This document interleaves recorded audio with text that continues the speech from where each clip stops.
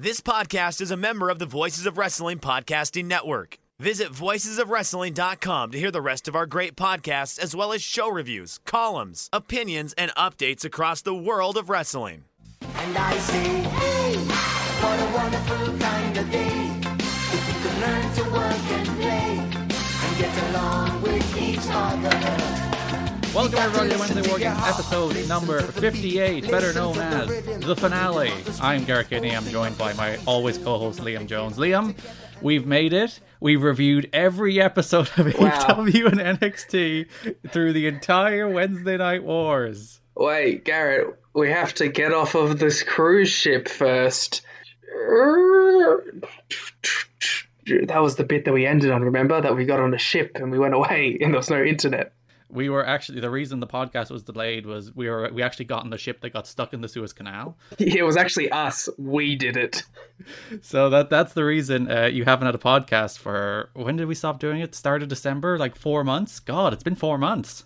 All right, time to catch up on all of the wrestling news, all right? Our Hook. We've had way more Hook since. Hook would have been a big feature of this podcast had it not been for our suddenly unexplained hiatus. Yeah, that's what they took from you guys. They took Hook bits. Yeah, there would have been like days and months of Hook bits. We would have been obsessed with Hook. We would have been analyzing his fits, as the young kids call them.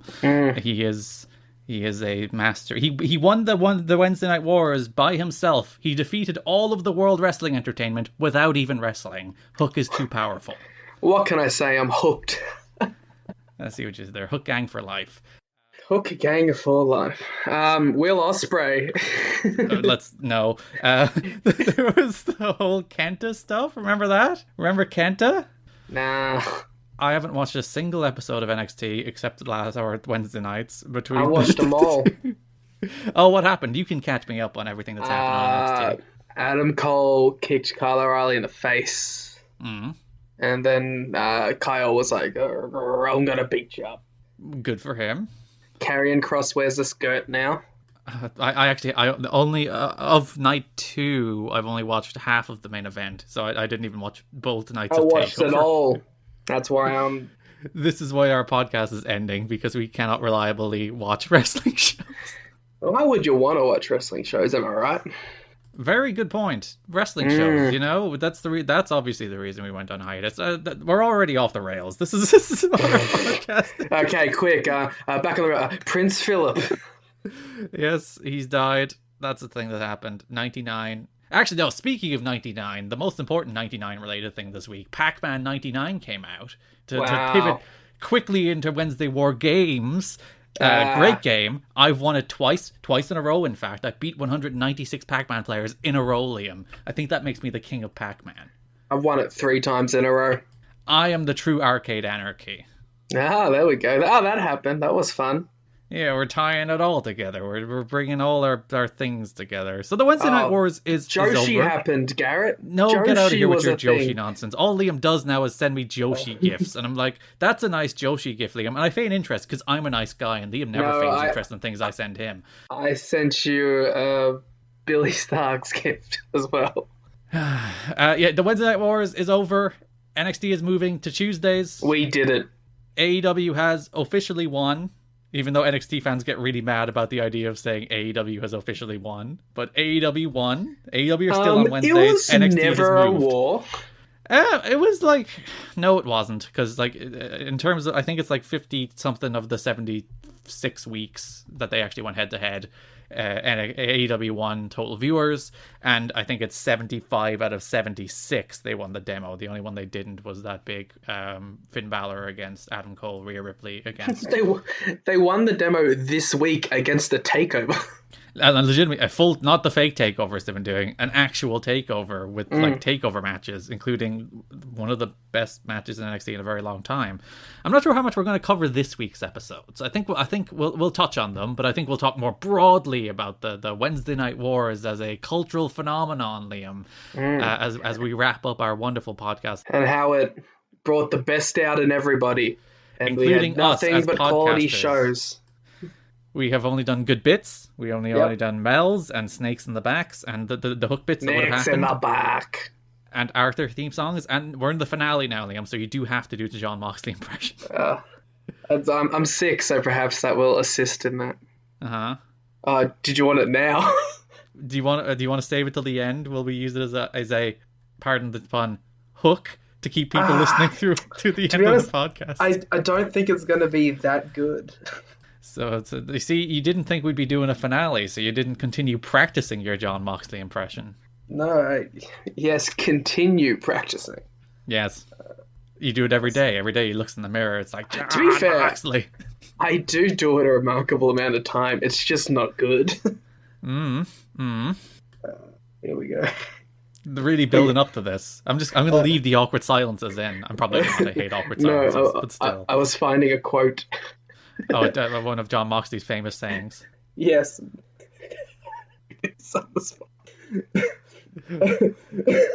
You could already sense Liam's deep discomfort at having to do this. I just gotta like swivel the head around a bit. Like, if only I had cigarettes. Oh no, I can't do it. I'm too perturbed. He's so self-conscious now. Look what I've done to him. That was quick. Doing Eddie Kingston. Brother, I am your friend. I'll jump on your corpse while you're exploding, brother. Listen here, brother. I had Dean there for a second. Listen here, brother. I see now that the circumstances of one's birth are irrelevant, brother. It is what you do with the gift of life that determines who you are, brother. I never knew Jon Moxley sounded so Australian. And also was Mewtwo. See, you put me on the spot and made me do a Kingston, and I had no problem doing that. Yeah, you're just gonna say partner. Yeah. Listen here, partner. I swear on my mother's beautiful eyes. All right, so it's over. It's the war's over. How do you feel, Liam, now that the war is over? What is your base reaction to the end of the Monday Night Wars? Wednesday Night Wars? Well, my base reaction to the end of the Monday Night Wars is TNA got its ass kicked. Get owned, nerd. I don't know. I'd say I'd be more disappointed if it was that interesting. You know, like, I feel like very quickly it wasn't much of an actual competition, and then kind of lost its luster. And, like, you know, I think a lot of the things that people enjoyed about the original Monday Night Wars was that it had a lot of jumps back and forth and such, and we really only got that on one side. So, and it wasn't really NXT, you know. I guess it always just kind of felt like NXT was just the surrogate, like, force going in there and fighting this fight, and it never felt like the big dogs were coming out. So it wasn't really that impactful in the long run. And yeah, like, let's face it, this was never intended to be a war. This was always intended to be, let's put NXT head-to-head with AEW and dent their audience a little and maybe just hamper the momentum and stop them from launching and taking over the world. Like, that was the intent of this. No one thinks otherwise, and anyone that thinks otherwise is crazy. Yeah, it's like, the war was there, but the war was the whole company. It wasn't the show. Yeah, so, like, the purpose of NXT going head-to-head with Dynamite was to just eke away some of their audience. So, in that regard, they were successful. And, like, realistically, at this stage, are they still... Actually, no, they are still probably doing damage these days, because freaking NXT are doing, not monster ratings, but considerably better ratings than they were doing based off the split of the Undisputed Era, which they should have done much earlier. They're going out on a high. Triple H is like, if I only had another month. But, like, I don't know, man. It's not that... It never hit the expectations that I think people wanted from it. I think it did for, like, 2 months. There was, like, 2 months, like, you know, October, November, December, where they really were, like, going punch for punch. Fair enough, AEW nearly always won. And then they got rid of Angel Garza, so, you know. That's true. The direct decline of NXT ties to the move of Angel Garza to the main roster. But, like, after, like, and obviously the pandemic hit, and, like, the whole dynamic of this whole thing changed, where it's less... wrestling started to suck. No, it's not even that, but it was less that these two shows were trying to go head to head and take each other on than these two shows are just trying to make it work in the most bizarre of circumstances. Like, the whole idea that these shows were head to head between each other kind of became irrelevant by March 2020, and it just kind of became two shows that happened to air at the same time as they dealt with the extraordinarily weirdness of a global pandemic and still producing wrestling during that. I was going to say, I think the only thing that they really accomplished is that they created like this really annoying division between fans. Yeah. More so than like nothing that's like in a tangible way, but purely in like I have to rep my team kind of way, and it's so annoying. It's just like both shows. Like, the problem is WWE have been the dominant force in wrestling for pretty much the entirety of like social media being a major mainstream thing, which is basically like the last 5 years. So like TNA had already declined by then, because if TNA was as big as it was in 2010, in 2018, we'd have that all over the place. There'd be TNA and WWE fans shouting at each other all the time. But like by the time social media became this big pervasive thing through the what do we call the decade? The noughties? The tens? It's the tens. The noughties is the 2000s. In the tens, WWE was dominant. So like when you got AEW coming in as the first like meaningful major national company in the social media era, all you're going to get is the noise. All you're going to get is the gotten to WWE fans who are mad and acting just like, if you go back and look at the TNA Mecca people in 2013, 2014, when TNA was falling into free fall, the behavior is the exact same. It's actually uncanny. But like that's all you get. You just get the noise. You just get the people shouting at each other about how NXT's in the mud and AEW's the best, or how AEW's only a t-shirt company. They can't crack 1 million. The same like 4 jokes every time, repeated ad nauseum. Like 75% of this discussion is all in bad faith anyway. No one's making real arguments here. They're all just going for the latest dunk that they can hit on the other person. Except us, of course, Liam, the true arbiters of good taste in the Wednesday Night Wars. Well, we're the real analysts, you know. We come in here, we break it down segment by segment. We come in with objective and unbiased point of views. All of these dopes on Twitter.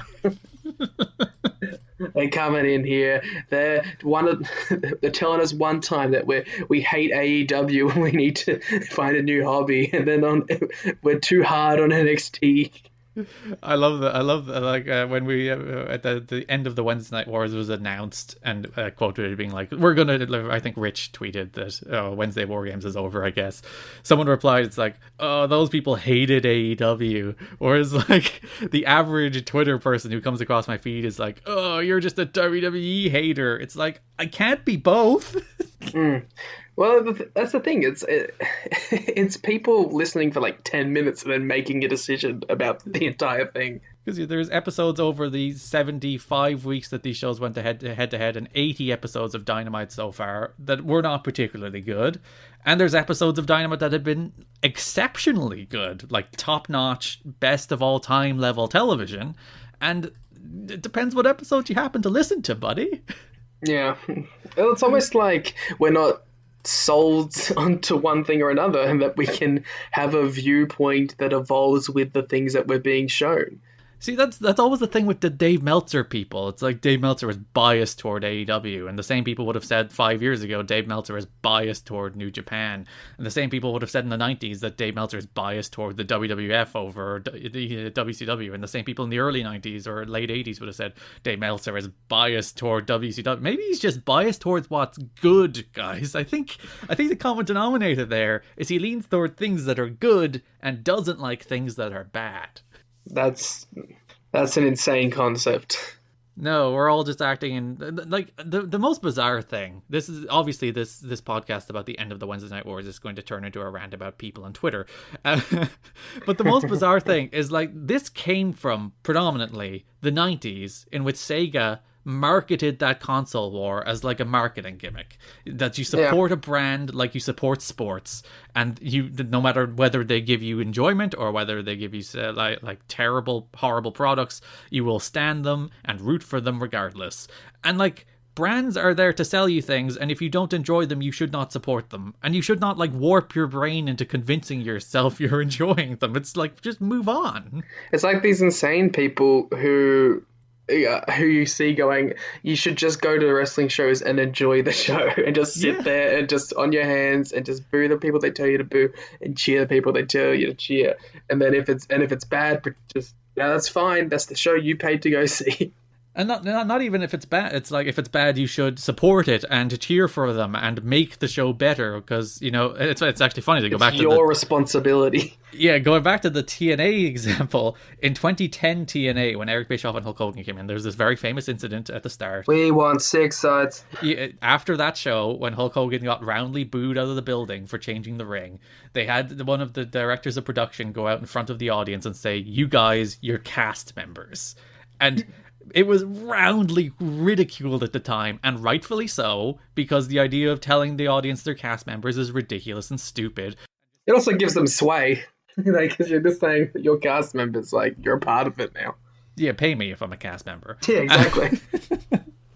But like that was roundly ridiculed, and then you see people being like, "Oh, fans shouldn't take over shows." It's like, if fans are taking over shows, that means the show is not engaging them, and the show is boring. And to quote Chris Hero on a recent one of his podcasts with Conrad, Chris Hero saves pro wrestling or something. There is no such thing as a bad crowd, just bad wrestlers, and he goes into it much more eloquently than I ever could. Yeah, so people are the worst. Stop rooting for brands the same way you root for sports teams. Stop it. It's not healthy. Don't do it. And also, don't root for wrestlers in the same way. Like, they're going to disappoint you at points. You can't...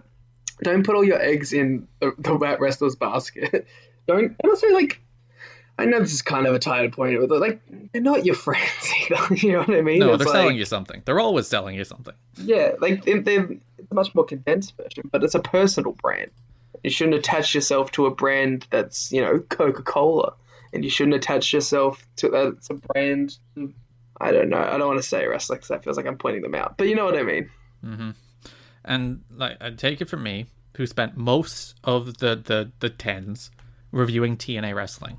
And rooting for TNA wrestling. And I will openly admit to rooting for TNA wrestling, but read any of my Impact reviews. I reviewed Impact every week from, I think, the start of 2012 through the end of 2017. So that's 5 years every week reviewing that show. Go back and read them. If that show was bad, I buried the living hell out of it. Because I didn't want TNA to go away. I didn't want TNA to be a bad thing that drives away all of its audience and eventually reaches the stage where it's just either gone or irrelevant. And you're trying to hold it to a standard. Exactly. Like, if you don't want these things to go away, if you want people to actually like them, you should hold them to account. You should be like, be better. Otherwise, this thing is going to slowly decline in popularity until nobody cares anymore. And if you're not the person, and there'll be people like, maybe if you didn't criticize it, it wouldn't have went away. It's like, nope, it went away because it was bad. And like it declined on a staggering level from the Spike days to the Destination America days because it was bad. Not because I said it was bad. I am just responding to the thing that's on the screen. So if something is bad, call it bad. And the same thing, if you go back and listen to this podcast, there's plenty of instances of me calling AEW things bad. There's plenty of instances of me calling things that were universally liked AEW things bad. Well, you were wrong, to be fair. I am usually wrong, yeah. Wow, you broke your own gimmick. It's the end of the... We have to break kayfabe for the end of the podcast. Okay, guys, I'm breaking kayfabe. Garrett is sometimes wrong. I, however, am still never wrong. Yeah, that's fair. So yeah, realistically, that is the defining feature of the Wednesday Night War, is the toxic fandom. Yeah, like, that's honestly like my biggest takeaway from it, is that, I think it's a social media thing. It's not just a wrestling thing in general, but the association and the aligning your entire personality with a brand and aligning your entire identity with a brand is an incredibly unhealthy thing that is becoming increasingly prevalent in our social media age, and it's a real toxic kind of fan base. And when people say toxic fan bases, that's what they mean. They mean these people who are going out there on Twitter and they're putting their entire identity on these things. It's what we're seeing with the Snyderverse stuff. It's what we are seeing with I just really harp on the Snyderverse stuff. It's what we're seeing with them going and trying to sabotage other movies. Like that's some straight up like NXT AEW shit right there. Not even other. It's not even like sabotage the Marvel movies. It's like let's sabotage Godzilla versus Kong out of spite for Warner Brothers. Ugh. And like I get it. Like everyone's looking for their place in the world. Everyone's looking for the group of people that accepts them. Everyone is looking for their own personal sense of identity and personality. And it's very easy to be like, all right, I'm the Snyderverse guy. That's it. There's a lot of Maybe people. aim higher though. Yeah, ideally. But there's a lot of people, and they'll accept you, and if you parrot their talking points, you'll have friends. And I get that. I get where that comes from. As we all search for friends, especially in this lonely digital world we lived in for the last... Oh, here we go. 12 months. Digimon is a lie. The idea of living in a digital world sounded great when watching Digimon, and now that we've basically done it for a year, bad idea. Digital world, no. Thumbs down, Digimon. Thumbs down, Digimon. See, I'm a Pokemon guy. Brand loyalty.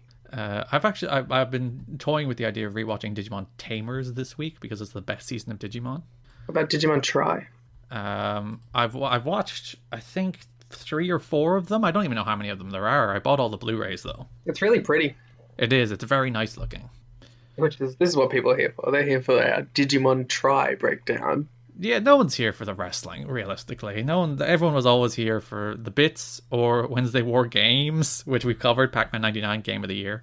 Sony not going to E3.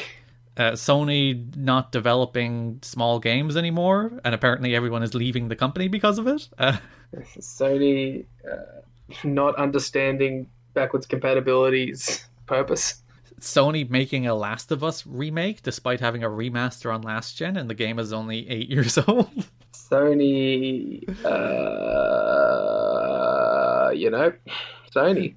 There's already a 4K 60 frames version of The Last of Us out there, and they're like, no, we gotta remaster it. We gotta remake it. What dumb morons. It's mostly so they can just sell it again, and it'll make money. But it's gonna look the exact same. Yeah. Look, it's marginally more pretty, Liam. What more could you want? Different game. All right, let's kind of talk about these wrestling shows. Do you have any takes about Dynamite? I thought it was a fine show. I thought the last stretch of 3 or 4 weeks was one of the best runs of television, especially given, again, the circumstances we live in, that they're producing home run television for the last few weeks has been great. This week was fine. I thought it was pretty good. Contrarian Liam Jones pops in again. I'm a notorious mark for the elite and their inner turmoil, so obviously the main event was tailored directly to me. You do love your elite melodrama. I do. It scratches that dumb itch in my brain. And when I like that whole last segment a lot, which is something that apparently not a lot of other people did, which isn't, I get why you wouldn't like it, but I also liked it for the year and a half they did it in New Japan when a lot of people didn't like it. So you are, if nothing else, consistent. It's true. Everything else, the Mike Tyson stuff was whatever, but the Jericho promo was pretty good, a little bit long. What else happened on the show? The Tyson stuff was much better than the last time Tyson was on the show. Yeah. Much more succinct. Great Tyson from his group. Just this is what you do at Mike Tyson. He comes out, he punches some people. That's the clip that gets shared the next day, and that is the clip that got shared the next day. So that's what you're looking for, and that's what they did. You don't need to complicate it. I like seeing the bunny on the show. Fan of Ali. Sure. Darby Allin, good. Oh yeah, Big Dobbs and JD Drake was fun. Have you watched the Monkey vs. Dinosaur movie yet? I have not. I have no way of watching it, really. God damn it. We don't have HBO Max here. It's in theaters there.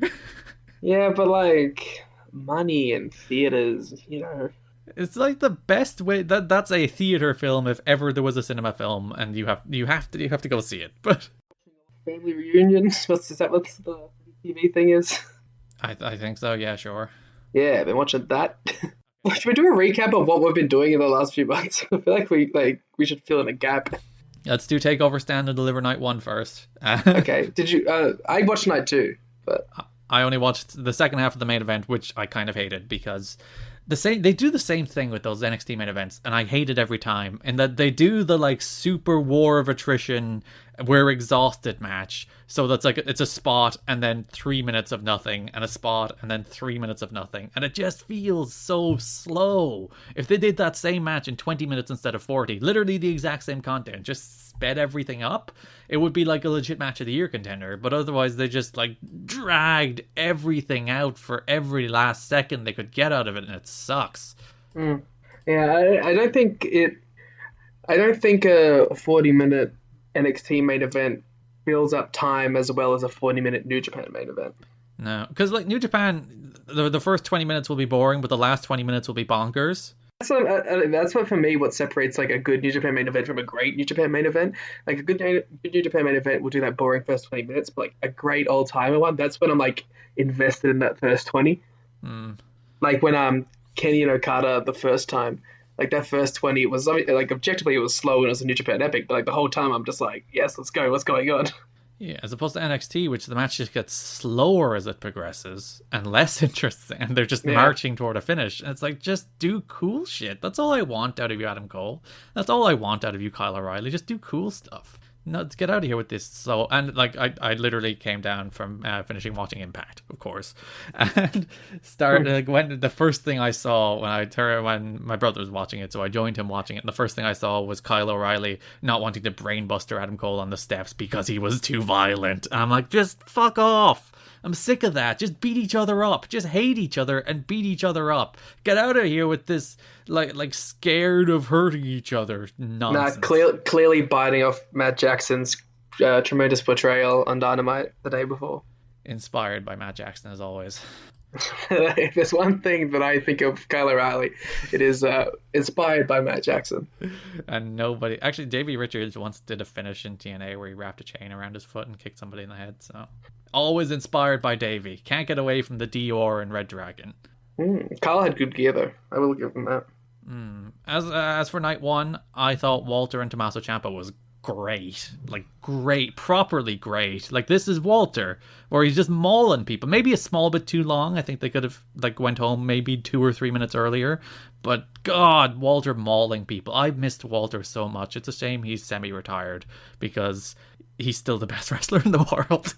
I also, like, the Ciampa Walter match was my favorite match out of the 3 shows. It was a touch below, like, a match of the year candidate for me, and I think that's because of the story they were trying to tell with Ciampa. I kind of had a problem with the commentary just screaming at me that it's like, this is 2018 Ciampa, this is Psycho Killer, and not really having Ciampa express that in the match. It's like, show, don't tell. Yeah, that's not the story of the match either, though. The story of the match was that Walter was killing him, then chopped a table, then Ciampa saw the weakness and went after the hand, weakening Walter's offense. So it's like, it's not even like Ciampa is going toe-to-toe with Ciampa. He's really bringing it. It's like he's fighting from underneath and being really smart about how he's trying to take down Walter. But he's not being vicious. He's not, like, if Ciampa had gone out there and had like... cheated, but you know how you can get like a face who cheats and you still cheer them because you're like, look at him doing that thing, you know what I mean? Like, that's the kind of thing Ciampa should have been doing, that thing where he did to Jake Atlas, where he did the slingshot into the thing, and that should have been like a big spot on Walter. He should have been going for weapons behind their ass back. He should have been doing everything he could have, and then that's showing me like, he's going back to that 2018 Ciampa and he's trying to bring that viciousness. But it was just like a dude trying to survive for most of it. Which is actually, I prefer the match they did as opposed to the one you just outlined. But you're right in that, like, there's this weird divide between the story the commentators are telling and the story the match is telling. Which is like, but why are you trying? Why? Like, but that was the whole story in general. Like, the story of the match didn't fit the story of the feud in quotation marks. Yeah, but it was a better match for it, so that's all that matters. I mean, I guess, but then fucking don't tell that story. God, Walter's so good. It's still annoying. I like the way they're like, Walter is still undefeated in singles contests after he got knocked out of that freaking Survivor Series match in 3 minutes. You might as well just say he's undefeated. Like, don't even acknowledge the... No, because they can't do that. That would annoy me even more, because that's typical them trying to have their cake and eat it, being like, Walter is undefeated, except that time we literally squashed him because we're stupid. Oh, Walter. I thought the main event wasn't great. I didn't think Raquel looked like the level of the person that should be beating Io Shirai, but Yeah, we stopped doing the show before, just before Raquel and Rhea had a fantastic, very NXT style, weapons match, but a match that I really, really enjoyed, and I thought that Raquel came out of that looking like a star. And then we come back to this match, and I was like, oh, just kind of a match where I thought Io's the biggest star in the world, but Raquel was just kind of there. Because Io has been so good for so long, a year now as champion, basically, that she's stood head and shoulders above everybody in a way that's there's Io and there is everybody else, and that is very clear. So the person that beat Io, I think, really had to rise to Io's level, and that was not Raquel in this match. Probably should have been Dakota, or they probably should have just saved it for Sayri. We had MSK, the former Rascals, debuting on NXT in the period in which we weren't watching, and now they're tag champs. They had cool X-Pac gear. I don't know, man. MSK winning, it's cool, but it seems a bit rushed. Probably, I think probably, grizzled young veterans. Are MSK still PWG tag champs? Yes, they are. They are currently still officially NXT Tag Team Champions. They are the first team, Liam, to ever hold the NXT and PWG Tag Team titles simultaneously. Does PWG ever come back? I think so. I think indie wrestling badly needs it, because indie wrestling currently has no stars, and there's people like Lee Moriarty and Daniel Garcia who would probably become stars with PWG exposure, and without it, they have nowhere to break through. So I hope it comes back. There's one thing that I am seeing from actually delving into the US Indies a little more. There is a lot of guys there. They just need the right hands to mold them, I feel. And that's the problem, because the PWG carried the weight of the entire indie scene basically since the death of Dragon Gate USA. I don't know. Well, even during that time, 2011-ish, shit started to really pop off for them. Because it was always the case that PWG would make the stars, and then everyone else would book their indie dream matches around who PWG was booking. That's the way the indies basically worked. Trevor Lee, Super Smash Bros, Mike Bailey, all these guys, they just came in there, got over, and then people started booking them out everywhere else. Even the Lucha Bros probably didn't entirely break out everywhere else until PWG, even though they should have based on Lucha Underground. Tommy and Saber. Yeah, all these. PWG was a star, man. And it's not even how they used them. It's just the fact that you made PWG exposed you. Yeah, it exposed you to an audience of more casual indie fans who would then go and support you elsewhere. And it was an ecosystem that I guess worked, but pull PWG out of it, and boy, do the indies suffer. And GCW looked like it might rise to that level, but very clearly hasn't. I think they veered off very quickly. I'm Beyond's kind of taken that role a little bit, but not quite to the same quality output. And they just don't have the reach. They don't reach that group of trendy hardcore fans that PWG did.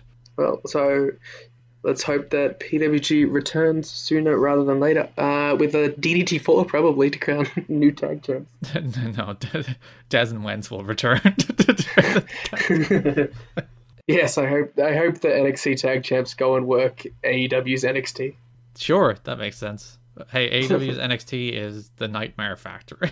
What else was on the show? Gauntlet match, that was fine. And Pete Dunne and Kushida, which was a fun match, but nothing special. Yeah, I liked Dunne and Kushida. Yeah, I would have been it's a nice little 3.5 star match. I do wish that Kushida would go home.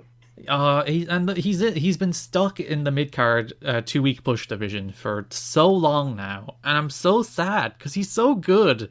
And it's the same with Bronson Reed, who won the gauntlet and lost the Gargano. It's Bronson Reed is not allowed to win 2 matches in a row, so he beat Eli Drake, who's lost most of his matches since debuting in NXT for some reason, and then he moves on to the title match to lose the Gargano because he cannot win 2 weeks in a row. I liked Eli Drake in this gauntlet. Eli, they should put Eli in the main roster. He's perfect for what they look for. I just his promos are not for me, but I actually enjoyed his in-ring stuff in this gauntlet. He has always been a better worker than anybody gives him credit for. He's a guy, he'll never give you a 5-star match, don't get me wrong. He'll never be a guy that that's a true match of the year candidate, but he can deliver a good 4-star match. He can deliver a good, very good pro wrestling match when really called upon it. His Bound for Glory main event against John Morrison, Johnny Impact, very good before Alberto El Patron sadly got involved. Fair play to NXT for its biggest contribution in taking TNA guys that I didn't give a shit about and making them somewhat interesting. Dexter Loomis and well, Robbie E hasn't been on the show in ages. What's he up to? Malcolm Bivens. He should feud with Malcolm Bivens as the true No, manager. you just reminded me of how sad I am that Malcolm Bivens isn't on TV every week. Which is one of the defining conversations that we talk about the wrap up of the Wednesday Night Wars, that they have talent like Malcolm Bivens sitting there doing absolutely nothing. I was going to say, that's actually a thing in general, is like, that's a good takeaway and comparison point between the two companies. It's like, both companies have a gigantic war chest, and one company, through the use of the most confusing thing in the world, apparently, teammates, has managed to find ways of getting everyone on TV and represented, at least in a small way, whereas one is just like, all right, we're going to forget about you for 3 months now. Velveteen Dream will disappear for months at a time, though maybe for very different reasons. Oh, I was going to say, that one's fine.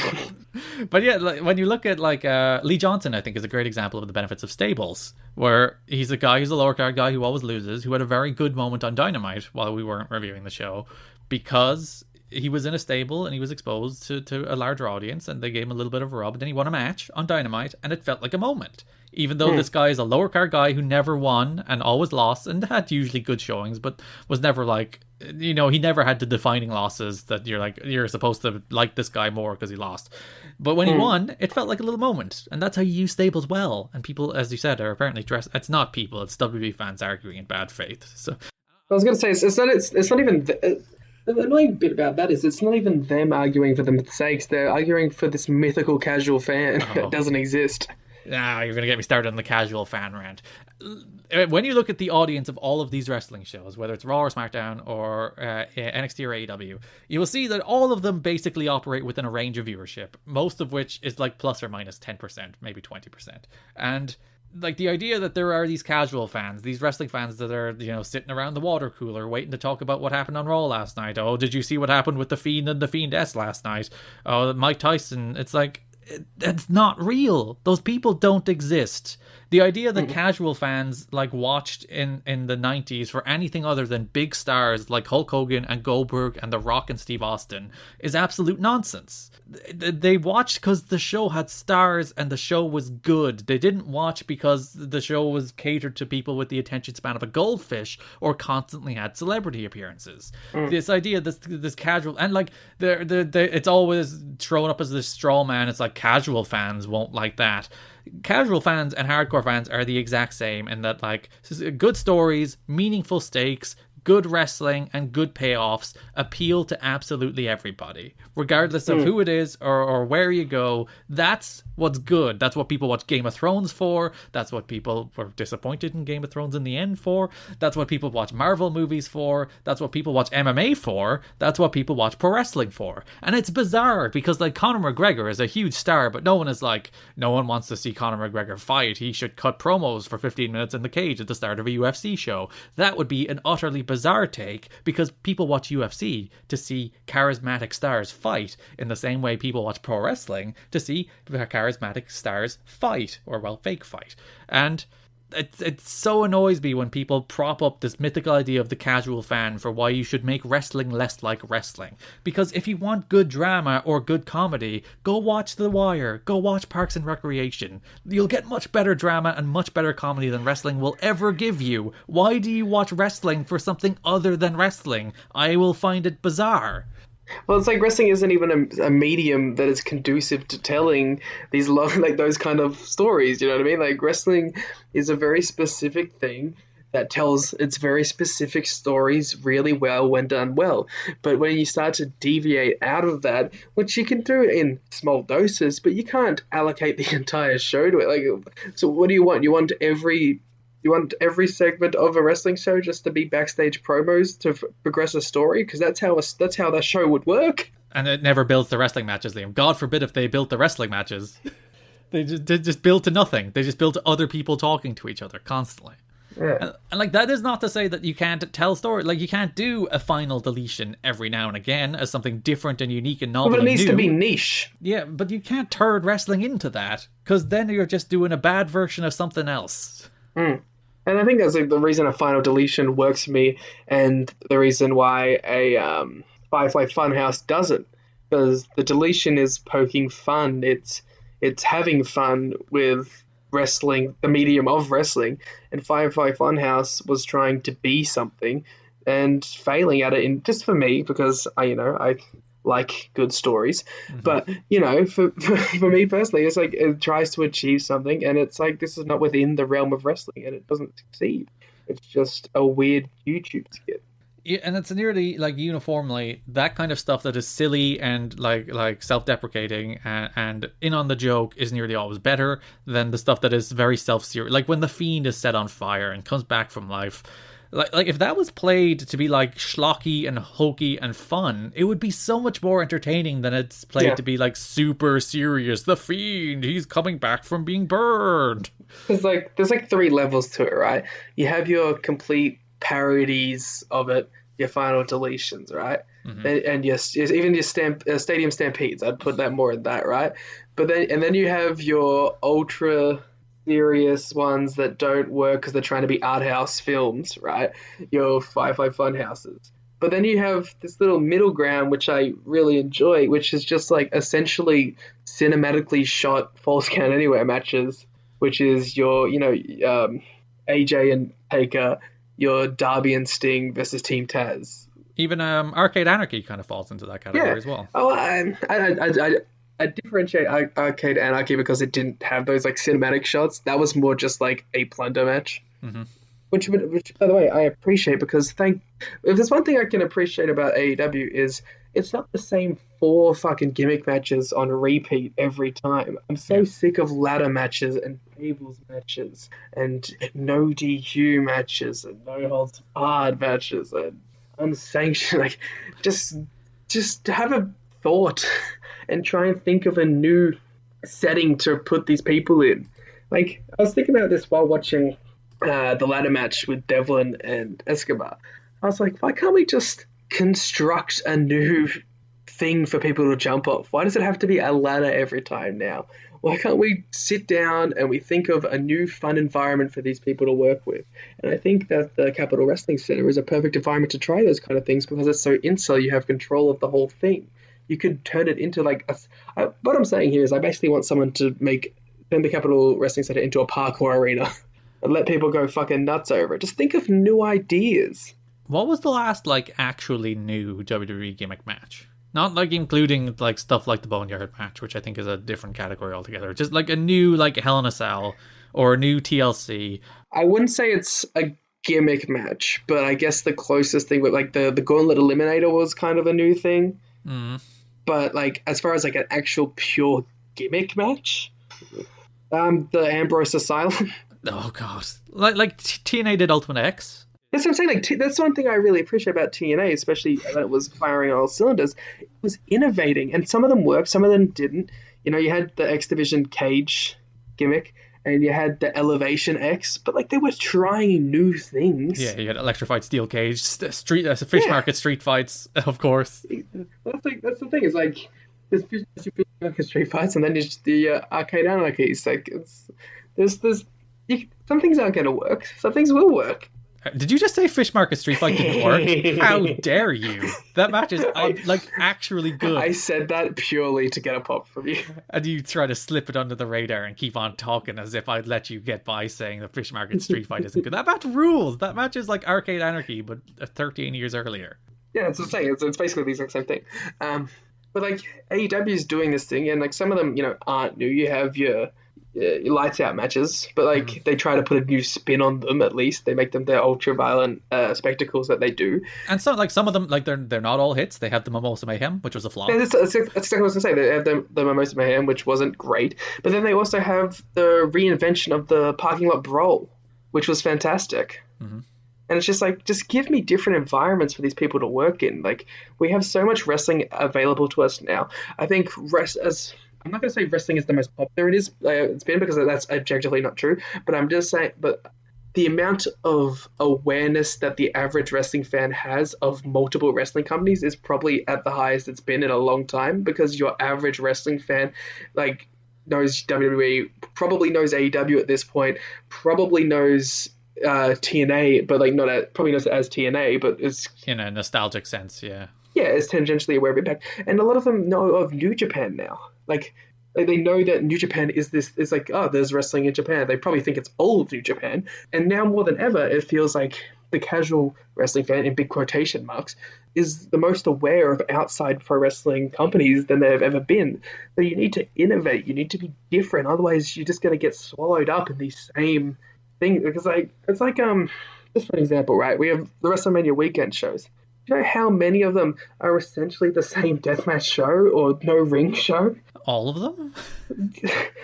Basically. It's like, if there was one doing that, then sure, it's going to stand out. But then as soon as it gets popular somewhere, everyone starts to do it.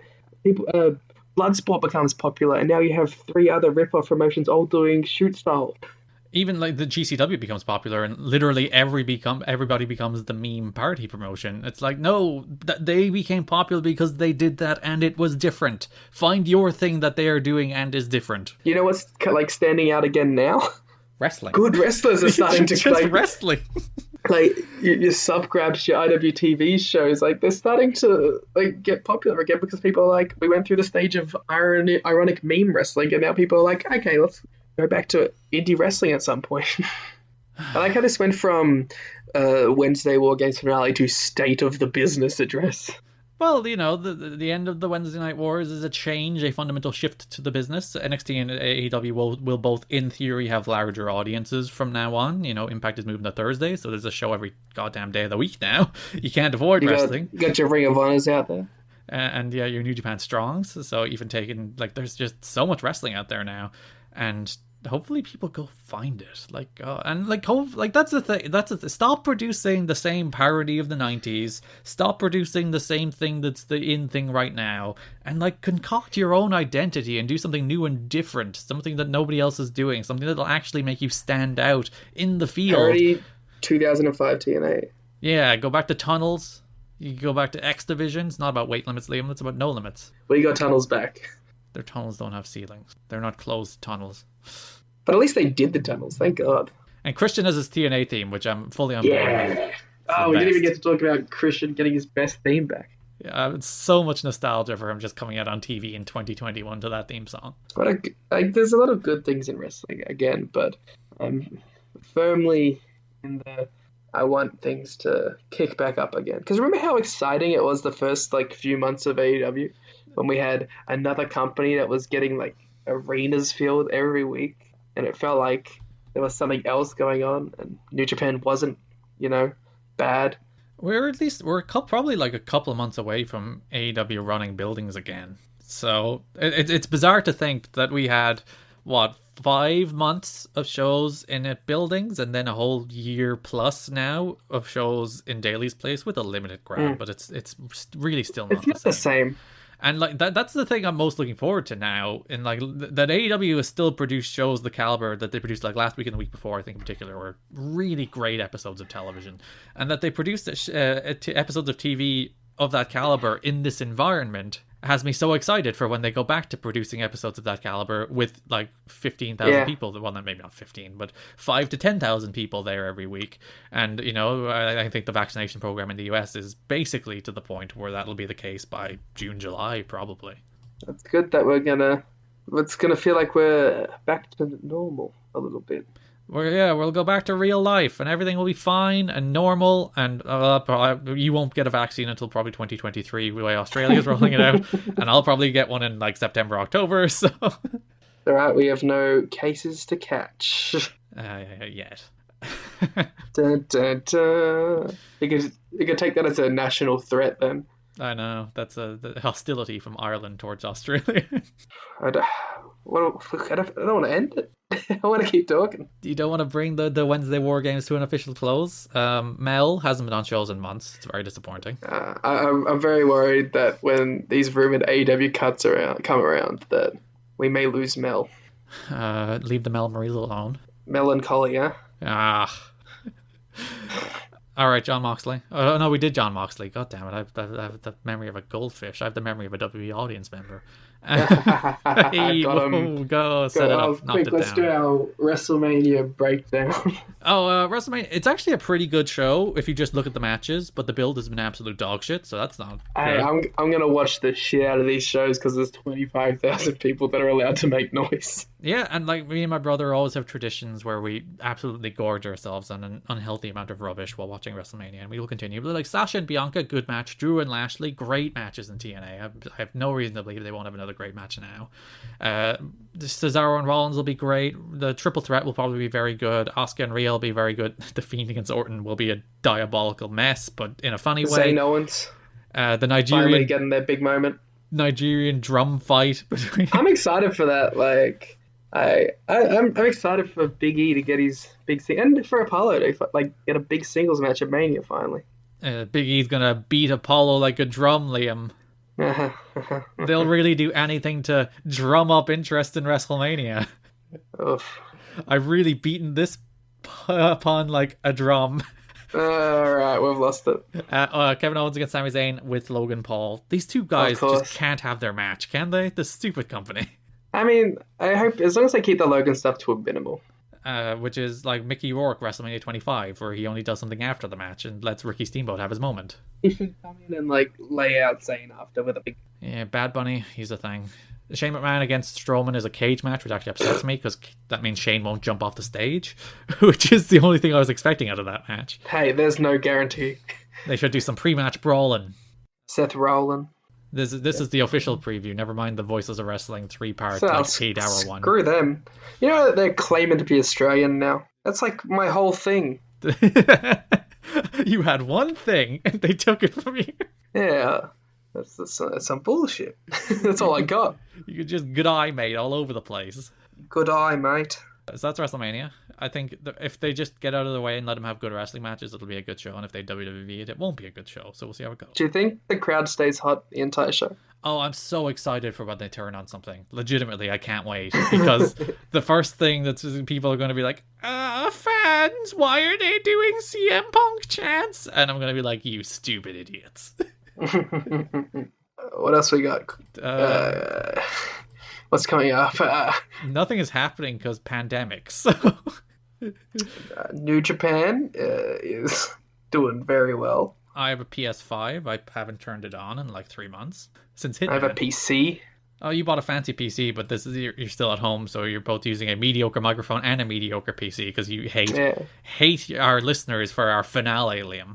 I destroyed my car on purpose. Mm-hmm. You ripped the doors off out of fury for the end of Wednesday War Games. It was my final gift to the fans to bring mediocre audio in their hour of need. So that's Wednesday War Games, Liam. That is, what are we on? 58 episodes of audio goodness as we wrap up the Wednesday Night Wars, which has been, as you said, it was a very weird period of wrestling where there was a few months where it felt exciting, and then it kind of settled into a groove, and then the pandemic hit, and it just kind of existed until NXT finally decided to move away.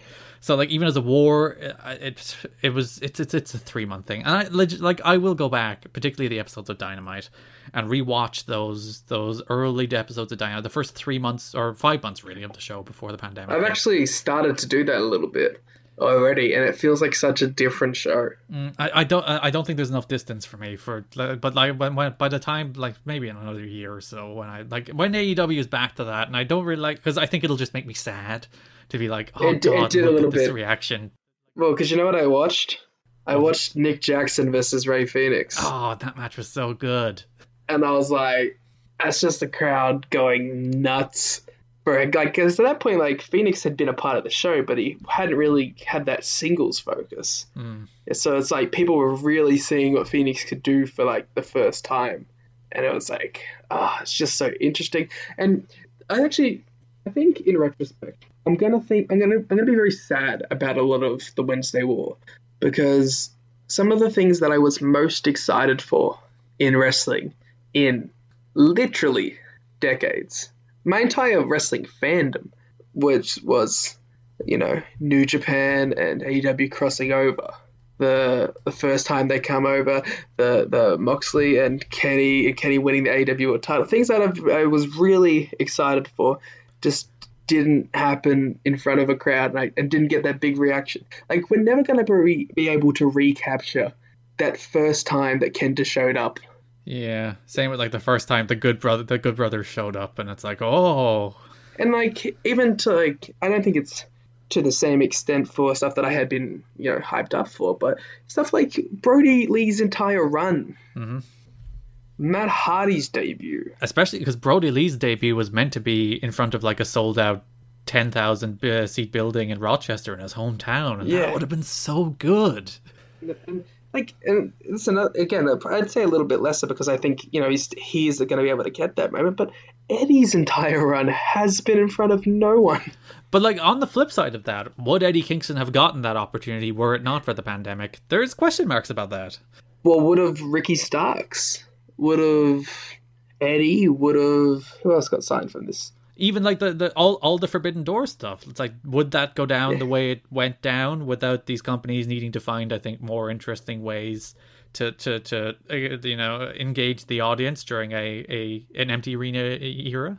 I think it sped up the process, definitely. First show back, when we have a full crowd that can make noise, which is WrestleMania this Saturday. No, I meant for, AEW. I know. It cuts to the screen and we see that coin drop and, maybe that'll be the moment and that'll be my big New Japan crossover in front of things that I had been pining for since literally the first episode.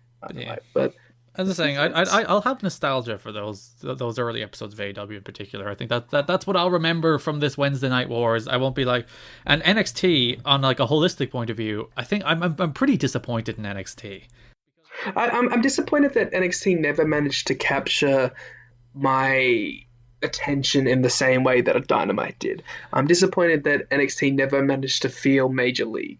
I'm most disappointed that NXT had kind of lost the spirit of what it was, even like taking AEW out of it. It's like NXT just kind of became this identityless, watered down main roster third brand, but not in really the way people kind of thought it would with these 20-minute promos and all this stuff. It's just like the booking lost all focus for so much of this run, and people were just like meandering between. We mentioned the 2-week push thing on this podcast to death, but we only did it because NXT kept on doing the 2-week pushes to death, and it just made the show very unsatisfying. There's a reason I stopped watching when I didn't have to review it for this podcast. I didn't enjoy the show, but even the show was good. It wasn't compelling. That's the problem. Even watching the takeovers, I didn't watch all of night 2, but all of night 1, like Walter and Ciampa, great, but the rest of the stuff, I'm like, I'm happy for the Rascals, but I'm not like super engaged in what's happening here. And I think they just lost the sense of who they are and I think part of that is stagnation, and a lot of the people on the show were stale. Like Ciampa was stale, Gargano was stale, Undisputed Era were stale, and all of those people were still on top of the show during an era when the show needed that star power, but also during an era when those guys kind of had nothing left to do. So the show just felt this weird aimless meandering thing where Ciampa's entire run, if you go back and watch this Wednesday Night War, like, it's bizarre. I think another thing too is in that first 2 months of NXT, after that, like about the 8-week period, it had already felt like NXT had started to stagnate, just being in full stale. So then once things changed and it got even more stagnant, it was like, it just felt glacial. Yeah. Versus a company that, for all of its problems, and it does have problems, it's not this perfect pinnacle of pro wrestling. Particularly during the summer last year, which pinnacle. I think it was a good one. Yeah. But I think the summer last year was the low point, I think, for both of these shows, honestly. But, like, NXT managed to light a fire under it and heat up and turn into a show that you wanted to tune into just to see what would happen. And I think that's where wrestling succeeds at most, grasping people's attention and getting them to come back. And so that's what I'm hoping that NXT will be able to capture a little bit once they can have crowds again, and what I hope AEW capitalizes on when they have these big arena shows again and becomes the forefront in my mind again. Especially because I think NXT have now lost the pressure of having to compete and, I think NXT will benefit really heavily from going to Tuesdays. I think people are talking about audience. I think NXT will gain more audience moving away from AEW than AEW will with NXT moving away. I think they'll probably. I think in the long run, AEW still hits much larger numbers, especially once things start to go back to normal.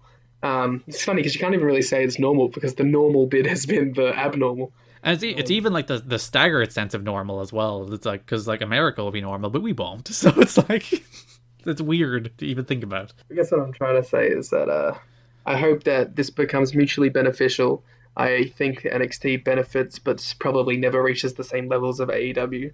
And I hope that wrestling gets better again, and we have big hot crowds and hot angles and people jumping and collaborations between companies and just all the cool things that we tune in to see in pro wrestling.